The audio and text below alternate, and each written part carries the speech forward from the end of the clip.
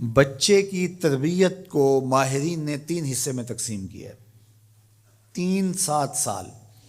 پہلے 7 سال بچے کو گود میں اٹھا کے رکھو، دوسرے 7 سال بچے کو غلام بنا کے رکھو، اور تیسرے 7 سال بچے کو دوست بنا کے رکھو۔ پہلے 7 سال بچے کو گود میں اٹھانے کا مطلب یہ ہے کہ وہ تم سے سیکھے، اور ہم تو 3 سال کے بچے کو بھی، آج 2.5 سال کے بچے کو بھی اسکول بھیج دیتے ہیں، مائیں فارغ البال ہونا چاہتی ہیں، لیکن ایسا نہیں ہے۔ یہ ہماری فکری لغزش ہے کہ بچے کو اتنی جلدی اسکول بھیج دیا، اور جب ماں سے سیکھنا تھا تو وہ وقت ضائع کر دیا۔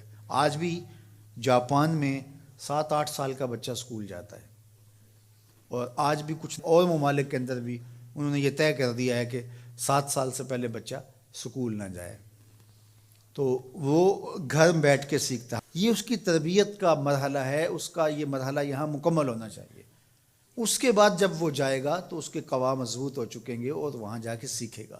یہ پہلا اس کا مرحلہ یہاں سیکھنے کا ہے۔ ظاہر ہے باپ تو وہ توجہ نہیں دے پاتا، تو ماں کو بھرپور توجہ بچے کی طرف دینی چاہیے۔ عمومی طور پہ ماضی میں مائیں اپنے بچوں کی تربیت میں انتہائی مبالغہ کرتی تھی اور بہت زیادہ محنت شاقہ کرتی تھی، چونکہ ان کی توجہات کا کوئی اور مرکز نہیں ہوا کرتا تھا، اور وہ سمجھتی تھی کہ ہمارا یہی کام ہے کہ ہم بچوں کی اچھی تربیت کر لیں، اور چند بچوں کی تربیت ہی ماں کی ذمہ داری ہے، اور یہ اگر احسن طریقے سے نبھا دے تو اس نے اپنا حصہ امت میں بھی ڈال دیا، معاشرت میں بھی ڈال دیا، اور قوم بنانے کے اندر بھی اپنا حصہ ڈال دیا۔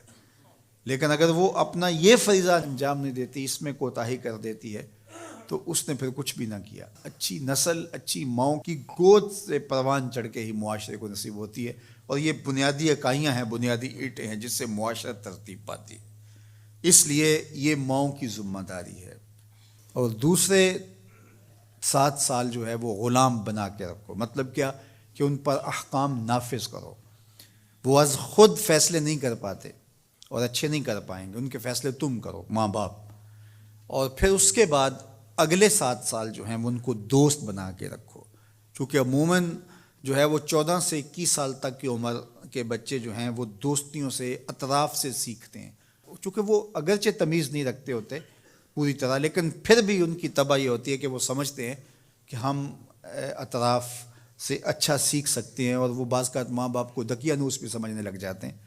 تو اس وقت ماں باپ تھوڑی سی حکمت کے ساتھ ان کی دوستیوں پہ غور کریں کہ ان کی دوستیاں غلط لوگوں سے نہ ہوں۔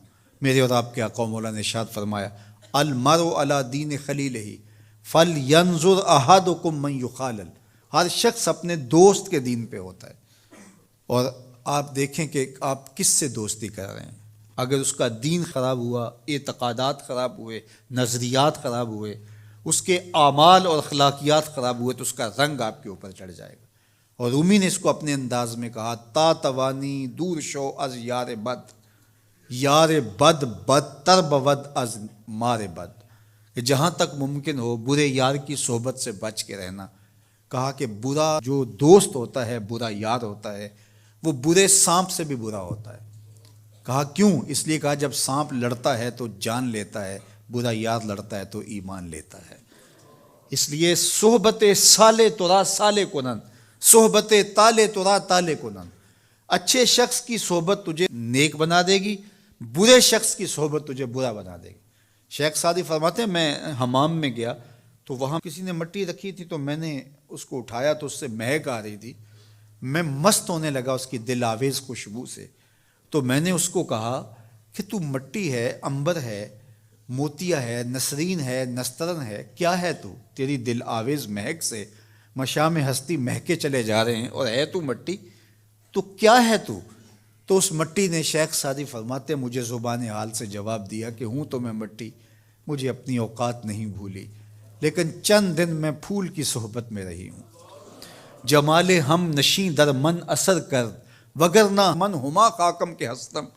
اس نے کہا ہوں تو ذات کی مٹی ہی، لیکن میں گلاب کے پھولوں تلے تھوڑی دیر رہی ہوں تو میرے یار کا جمال میرے اندر سرایت کر گیا ہے۔